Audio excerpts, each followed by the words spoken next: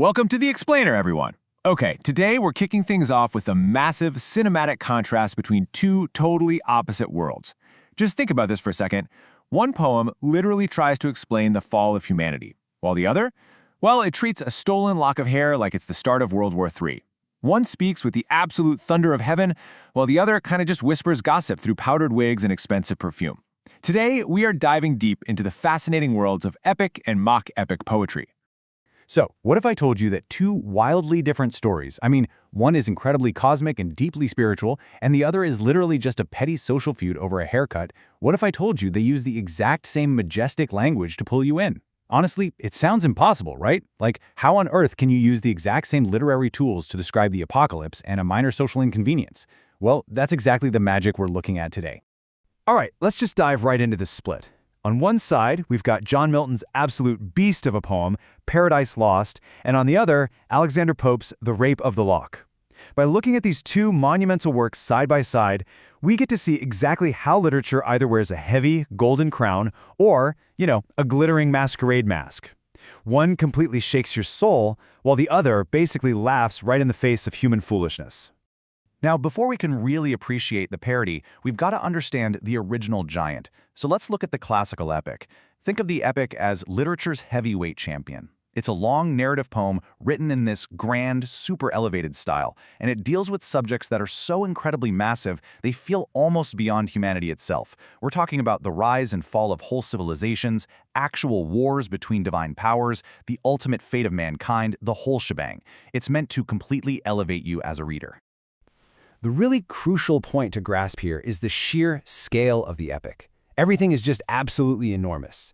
The setting doesn't just span a single city, it stretches across heaven, earth, and hell. You've got gods and supernatural beings interfering literally all the time.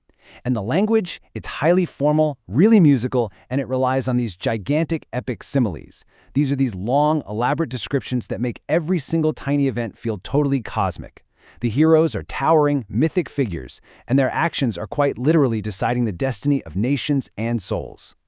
You can really see the sheer visual magnitude of this in Milton's English epic, Paradise Lost. See, Milton wasn't just trying to write an entertaining blockbuster. He had an epic goal, and he actually states it right at the very beginning, to justify the ways of God to men. He wanted to tackle one of humanity's oldest, hardest questions. Why does suffering exist? And he did it by painting this terrifyingly vast cosmic war. The conflict in Milton's work is honestly staggering.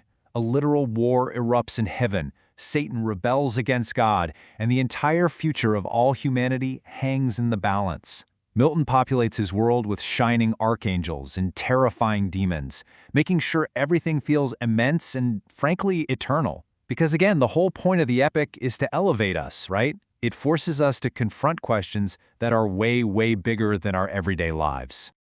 Okay, let's make a hard pivot here and see how literature takes a wickedly clever turn with the mock epic.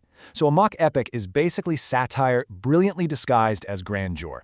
It completely steals all the conventions of the epic we just talked about, that elevated language, the divine interference, all of it, and applies them to ridiculously small, trivial subjects. It basically takes out the divine wars and swaps in shallow vanity and absurd social drama.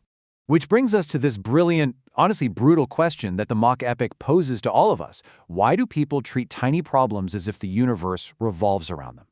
It's absolutely crucial to understand that the mock epic is not mocking the epic itself, not at all. What it's actually doing is using the epic format to mock us. Human foolishness, our vanity, and our incredible knack for just completely overreacting. To see this fully in action, we have to look at Alexander Pope's absolute masterpiece, The Rape of the Lock. Now, quick side note for modern audiences, in Pope's time, the word rape actually just meant theft or snatching. The whole poem is based on a real-life incident where a young nobleman secretly snipped a lock of hair off a beautiful aristocratic woman. And Pope takes this tiny, pretty petty social feud and writes about it as if it were the literal Trojan War. And this perfectly captures Pope's absolutely hilarious world. In his poem, the heroine, Belinda, her dressing table is treated like a sacred glowing altar. Her cosmetics, her jewelry, they become literal weapons of war.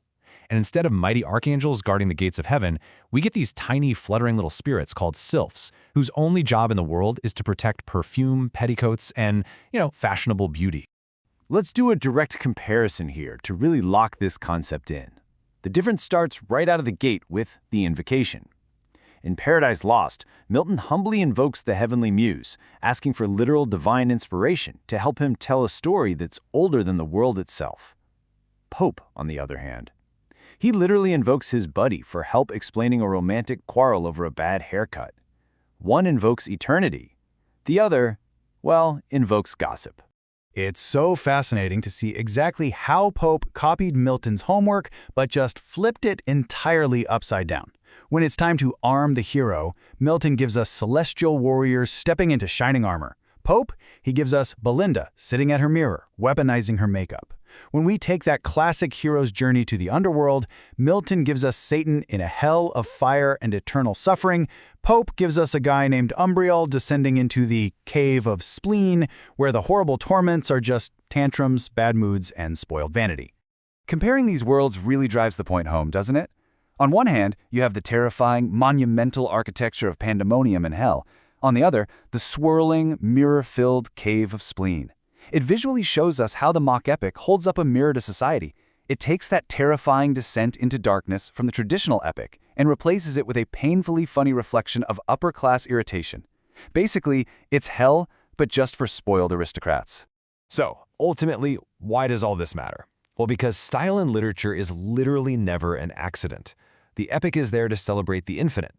Milton uses absolute grandeur because his subject is truly enormous. He's trying to elevate humanity toward the stars. Pope, however, uses that exact same grandeur to satirize the insignificant. He borrows majestic language specifically to expose human vanity, basically looking at his audience and saying, hey, you are acting like your tiny drama is the center of the universe. All of this brings us to a really fun final thought. If Alexander Pope were alive today, wouldn't modern social media make the absolute perfect mock epic?